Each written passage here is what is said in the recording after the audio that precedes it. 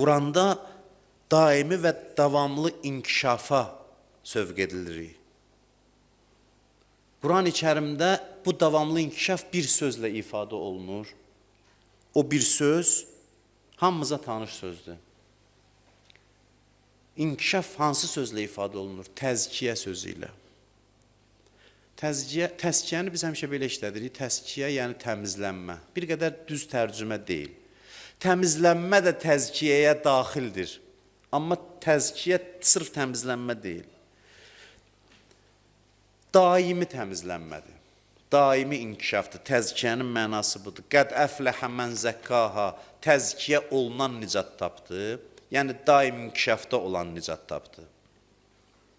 Peyğəmbərlərin də göndərilmə məqsədi haqqında danışır Quran.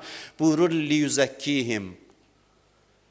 Peyğəmbər gəlib ki, sizi təzkiyə etdirsin. Yəni davamlı inkişafa sövq etdirsin. Davamlı tərəqqiyə sövq etdirsin.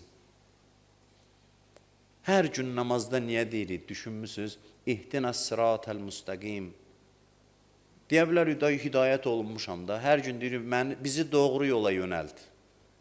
Maraqlı sözdür, axı mən doğru yolda deyiləm məyər? Xeyr, doğru yol elə bir nöqtə deyil ki, dayanım.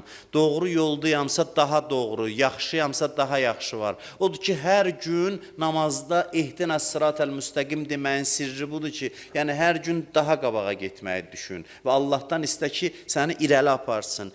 Ya eyyuhəllədinə aminu, ey iman gətirənlər, iman gətirin.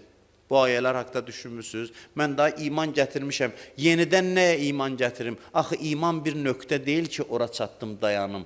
İmanın dərəcələri var və bu dərəcələr sonsuzdur. Və bütün bunlar Quranda təzkiyə sözü ilə ifadə olunur. Allah bizim ruhumuzu gözəl yaradıb. Və nəfsim və mə səvvaha. And olsun ruha və onu yaradana. Fə əlhəməhə fucuraha və təqvaha. Və ona yaxşılıqları və pislikləri ilham edənə. Yaxşılıqlar, pisliklər yolun zəruri şərtləridir. Ondan sonra deyir, qəd əfləhə mən zəkkaha. Xoşbəxt kimdir? Daim inkişafda olanlar xoşbəxt oldu. Təzkiyə budur. Daim inkişaf edən, daim təmizlənənlər xoşbəxt oldu. Və qəd xabə mən dəssaha. Və kimlər bədbəxt oldu? O kəs ki, diyandı bədbəxt oldu. Bu yolda diyananlar bədbəxt oldu. Diyanmaq süquta bərabərdir.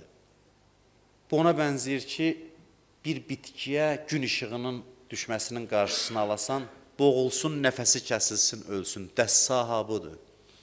İnkişafdan diyanmaqdır.